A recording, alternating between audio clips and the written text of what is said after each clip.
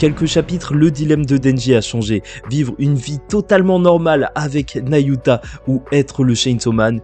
Et maintenant, il doit choisir entre laisser et tenter de sauver la vie de sa petite sœur et sauver la vie d'Asa Mitaka. Et ça risque d'être extrêmement compliqué.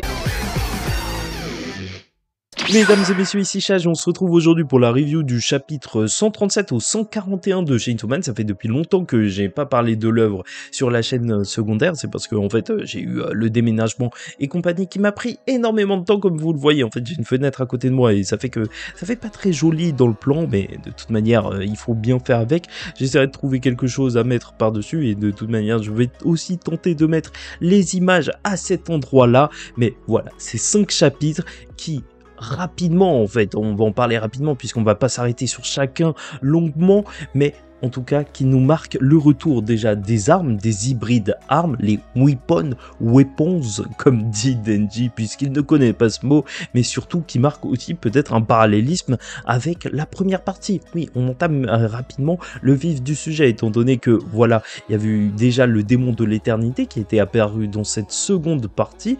On a donc même une peur primaire qui est apparue, et là même les démons armes. Donc les hybrides, ça commence à faire un petit peu beaucoup. Quoi qu'il en soit, c'est des chapitres qui ont relancé l'intrigue, parce que après le dilemme de Denji, donc soit vivre une vie normale aux côtés de Nayuta en la préservant, ou être le Chainsaw Man et donc renoncer à cette vie où il se sentait réellement héroïque. Bah maintenant tout est devenu beaucoup plus compliqué et donc on repart sur ça. Toujours une question de choix dans Chainsaw Man et c'est ça qui fait la force du manga. Et commençons tout de suite par le chapitre 137 qui s'intitule Chuchu Lovely Munimuti Mutamura, donc en référence à une musique bien entendu. Bon, je peux pas vous la passer à cause des copyrights, mais qui est super important parce qu'en fait on retrouvait un Denji qui était quand même assez déboussolé. Je vous rappelle que s'il était au cinéma, c'est parce que il en avait marre de sa vie. Yoshida essayait de lui remonter le moral entre guillemets, et donc il l'a laissé avec une fille qui lui a proposé de faire des choses. Et bon, c'est vrai que c'est marrant parce que en fait c'est un chapitre qui nous fait croire que Denji a grandi, qu'il ne va pas accepter ce qu'elle lui demande, parce qu'elle lui demande en échange de lui faire des choses, donc de lécher une pieuvre sur scène, ce qui est assez flippant et dégueulasse. Mais bon, même s'il va se dire non, il a changé, maintenant il se laissera plus contrôler par les autres, bah non, il n'a pas réellement changé et il va retenter, parce que Denji il est comme ça. Oui, au final il reste toujours le même gamin, un petit peu stupide dans un certain sens, et là où le chapitre il va vraiment prendre son envol, c'est quand ils vont partir faire un karaoké et que plein de mecs vont se ramener. Et pendant que la fille va chanter, bah voilà, ça va se bastonner, ça va se taper dans tous les sens. Denji va frapper et tabasser plein de personnes qui vont venir le défoncer. Et déjà, ce chapitre était juste incompréhensible. Bien sûr, maintenant, on a le contexte, mais vraiment, ça n'avait absolument aucun sens. Mais c'était ça qui m'a fait kiffer ce chapitre. Franchement, ce chapitre 137, parce que je vous le rappelle encore une fois, les chapitres précédents, ils te mettaient dans une forme de dépression, surtout pour Denji qui devait abandonner sa vie de Chainsaw Man. Donc le voir aussi heureux, prendre un plaisir bête, juste évacuer toutes ces mauvaises sensations juste en défonçant des gens, bah purée, ça fait du bien. Surtout que voilà, la petite référence à la musique qui se joue en même temps qu'il est en train de tabasser tout le monde, et qui a du sens même, puisque musique elle dit tabasse les bleus en gros, et donc là c'est ce qu'il est en train de faire. Bah ouais, ça marche extrêmement bien, et il y a un côté vraiment cathartique, tu vois. Là tu le sens libéré, le Denji, lors de chapitre. D'ailleurs, n'hésite pas à liker ou disliker la vidéo, commenter, donner ton avis en commentaire et t'abonner si tu n'es pas encore abonné.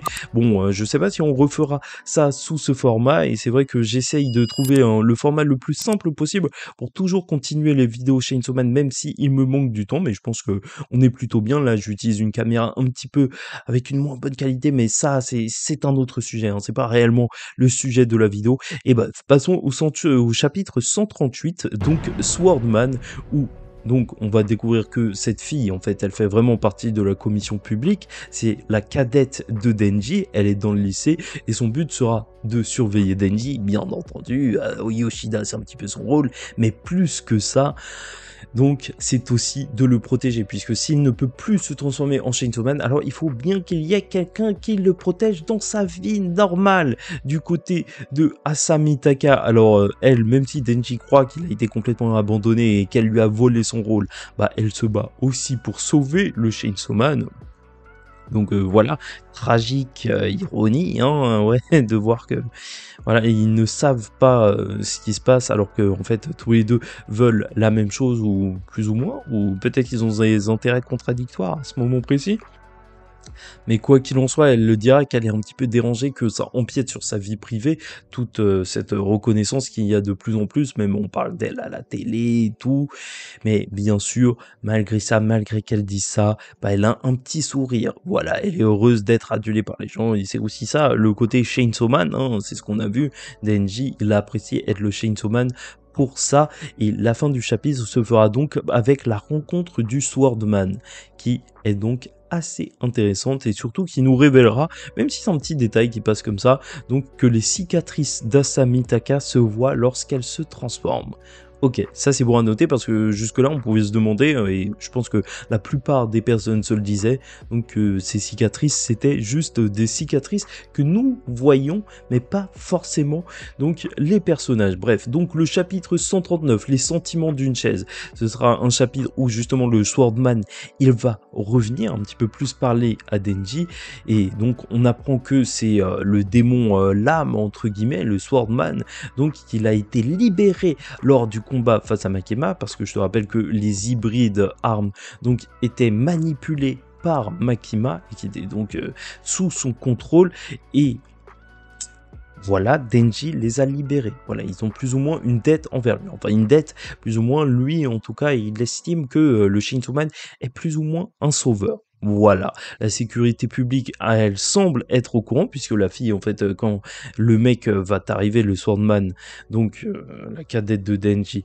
elle va le remarquer directement, elle va comprendre ce qui est en train de se passer, mais ils agissent pas pour l'instant. Et ça, je trouve ça assez étrange, parce que peut-être qu'ils ne sont pas au courant de tout, parce que s'ils savaient ce qui se prépare du côté de l'église du Chainsaw Man, comme on verra par la suite, bah oui, je pense qu'ils auraient fait quelque chose à ce niveau-là, et c'est vrai qu'il y a beaucoup d'intérêts qui commencent à être mystérieux avec ces trois groupes, avec même donc tout simplement les sœurs du démon, enfin les sœurs surtout famille, donc du démon guerre. Bref, donc on a la confirmation qu'il y a deux Chainsaw Man, ça on le savait plus ou moins, mais donc là il va essayer de recruter Denji au sein de l'église pour qu'il accomplisse des missions. Voilà, il a un caractère un petit peu à la Denji, il peut manger des steaks et il est bien content de vivre ça, et même Denji ça va lui donner envie, mais bref, tout ça, Denji s'en fout parce que son but est de protéger Nayuta quoi qu'il arrive.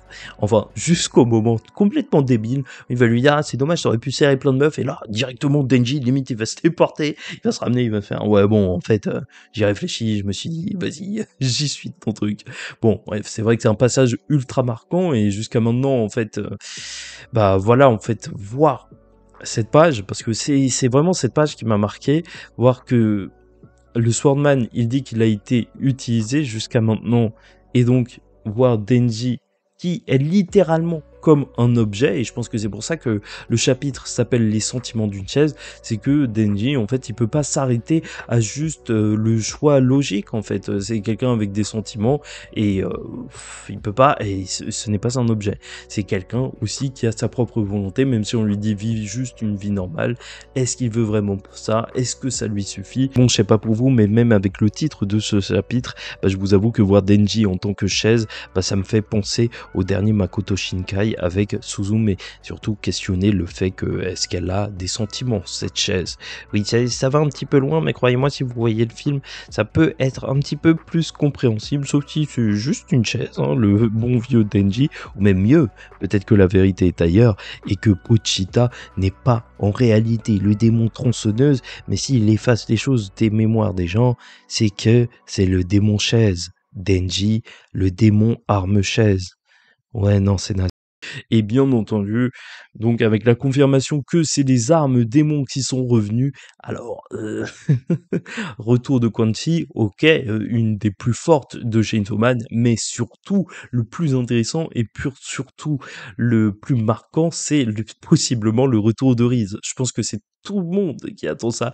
Le démon bombe entre guillemets, celle qui était amoureuse de Denji, celle qui a fait chavirer le cœur de Denji, celle qui a failli faire tomber Makima, donc dans le cœur de Denji, et ça c'est plutôt beau, et j'ai hâte. Je pense que tous les fans de Chainsaw Man, là, c'est tout ce qu'ils attendent. Le retour de Riz.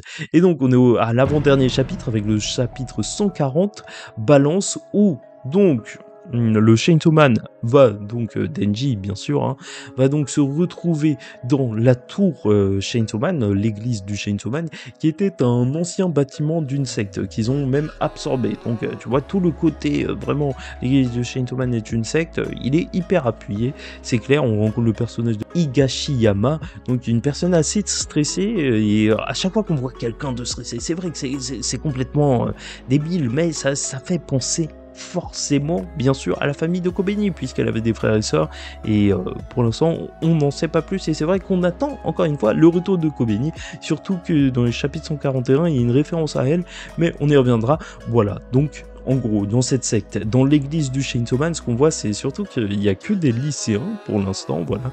Enfin, grosso modo, c'est la majorité.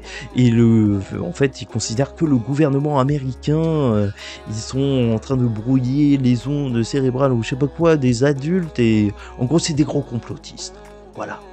Ils disent qu'il y a une machine que le Chainsaw Man a découvert qui altère les pensées. Ils sont à deux doigts d'expliquer à Denji que la Terre est plate. Et heureusement qu'ils l'ont pas fait, parce que si Denji entend ça, bah purée, il va y croire malheureusement.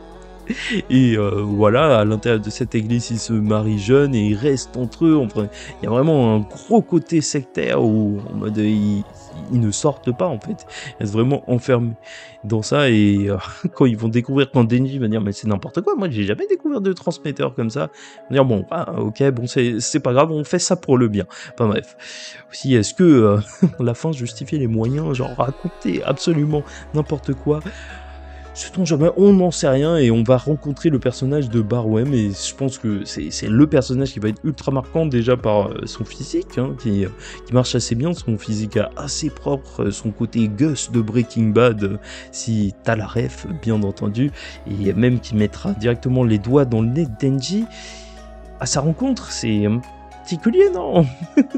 On peut se le dire, mais voilà, encore une fois, normalement Denji devrait s'en souvenir, parce que c'est aussi donc un hybride, une arme qui était le lance-flamme, et ça c'est juste énorme, parce que franchement revoir le lance-flamme, il a un peu plus exploité, parce que c'est vrai que quand Makima les utilisait, bah, c'était juste plein de mecs qui se tapaient, donc on ne faisait pas forcément attention. Là, le revoir, ça risque d'être extrêmement flippant, surtout qu'il va donc lui lancer un dilemme. Lui, il veut le retour du Chainsaw Man, et s'il n'y a pas le retour du Chainsaw Man, il tuera des gens, mais plus que ça, il ira tuer Asamitaka.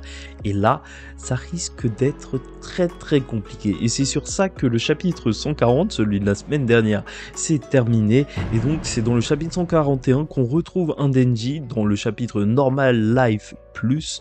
Donc référence au Manga Plus, oui, peut-être bien, parce que n'oubliez pas qu'on peut lire les chapitres gratuitement à chaque fois. C'est un plaisir, on a de la chance donc de Chainsaw Man sur la plateforme en français légalement, oui, voilà. Et donc là, on va suivre un Denji qui, quand même, après tout ce qui s'est passé, après le nouveau dilemme qu'on vient de lui lancer, parce que il pensait pouvoir souffler, en fait, à chaque fois, là, qu'il pense que ça va aller mieux, plus que même ça va mieux se passer, voilà, il rencontre une fille, mais en fait, la fille, elle est juste là pour le surveiller, c'est pas du tout une amie comme Yoshida avait dit. Et là, même l'église du Chainsaw Man qui lui dit « Ah ouais, t'inquiète, tu vas mener la belle vie », bah, il lui lance un nouveau dilemme. Bah, il vit juste sa vie normale. Pour l'instant, il n'y a pas réellement de décision, il reste plus ou moins dans le statu quo, donc rester à vivre sa vie. Voilà, tu le vois acheter même des produits chez Chainsaw Man, comme quoi ça doit faire un petit peu mal, hein, tu vois, de devoir acheter des trucs qui représentent ton rêve, alors que Tu peux le faire, mais c'est juste par choix qu'il ne le fait pas. Voilà, il voit même des démons attaquer et voilà, l'église de Chainsaw Man s'en occupe. C'est ça le délire, c'est que on n'a même pas forcément besoin de lui. C'est ça qui est assez triste dans un sens.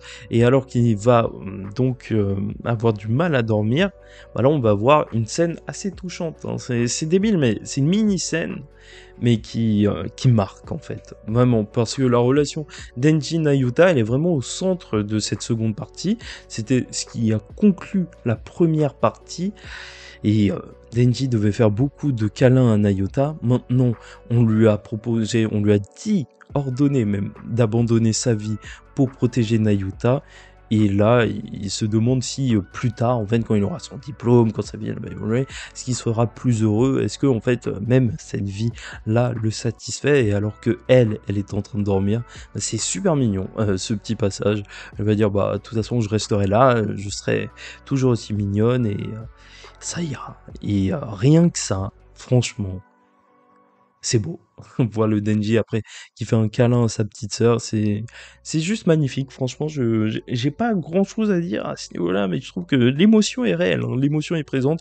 Moi, la relation Denji Nayuta, n'hésitez pas à me dire ce que vous en pensez en commentaire, mais c'est une relation qui a beau exister depuis peu de temps, hein, mais c'est une relation qui pour moi marche extrêmement bien. Franchement, elle m'a marqué cette relation. Et ces personnages, j'y crois. Il y a juste un petit truc qui me fait peur. Je vais pas te mentir, c'est ça, tu vas dire que peut-être je suis un détraqué. Mais si tu as lu Fire Punch, même juste le premier tome, il y a une relation incestueuse et j'espère que Tatsuki Fujimoto il partira pas sur un délire comme ça un jour. Parce que, franchement, ça me, je serai à deux doigts de lâcher le manga s'il se passe un truc du genre. Bref, donc, et on terminera le chapitre 141 et donc la review de ces 5 chapitres avec les hybrides armes démons qui comptent attaquer demain puisque c'est le jour de repos de l'église du Chainsaw Man. Voilà, ils ont vraiment même carrément un jour de repos. Et surtout, bah voilà, il va y avoir des Devil Hunters, la sécurité publique, mais ils comptent faire littéralement un carnage. Et on aura une phrase quand même assez puissante, c'est de dire que voilà, ils sont humains, des démons et aussi des armes. Et ces trois choses sont destinées à une seule chose, donc tuer des gens. C'est un point de vue. Je sais pas si le but de ta vie ici c'est de tuer des gens. Moi, perso, c'est pas trop mon but, mais sait-on jamais. Le mec est zinzin, mais en même temps, peut-être bien en tant qu'arme, là, ok, ça se défend. En tant que démon, ok, ça se défend. En tant qu'humain, ça reste un autre débat. Voilà. Et ce qui est assez drôle, c'est de les voir qui ont mangé au Family Burger. Bien sûr, référence à l'endroit où Kobeni travaillait. Donc, sait-on jamais, si on revoit Kobeni, ce serait pour notre plus grand plaisir. Encore une fois, donc globalement, on est en train de suivre un Denji qui va devoir faire un choix. Tout est question de choix dans Chainsaw Man. Et là, entre les différents groupes, donc la sœur d'Asa Mitaka, le démon famille, les démons armes, l'église du Chainsaw Man, même Asa Mitaka qui joue plus ou moins son propre rôle. Enfin bon, on peut dire qu'elle est plus ou moins du côté de sa sœur, donc qui veut juste tuer un Chainsaw Man et sauver un autre. Et Yoshida qui au final on ne sait pas comment il se place par rapport aux deux différents Chainsaw Man et donc lui il fait aussi partie de la sécurité publique. Bah ça, on verra, on verra. Franchement là on a 3 groupes plus Denji, Quanti qui devrait revenir encore une fois et qui risque d'être très intéressante parce qu'on la voit pas du côté de la secte. Et on attend que ça, hein, vraiment, il n'y a pas grand chose à dire. Là, ça va péter. Les prochains chapitres vont péter. Et si on parle de parallélisme, quand les démons armes sont arrivés après l'arc de Riz, alors c'est là que le manga n'a plus pu s'arrêter et que ça a commencé à partir totalement en vrille. Bras qui manquaient, personnages qui mouraient. Et là, peut-être qu'on en est là dans la seconde partie. Tatsuki Fujimoto, croyez-moi, met peut-être du temps à installer ses arcs. Mais après, quand il y va, il y va. En attendant la suite, je vous dis ciao tout le monde. Et surtout, paix sur vous.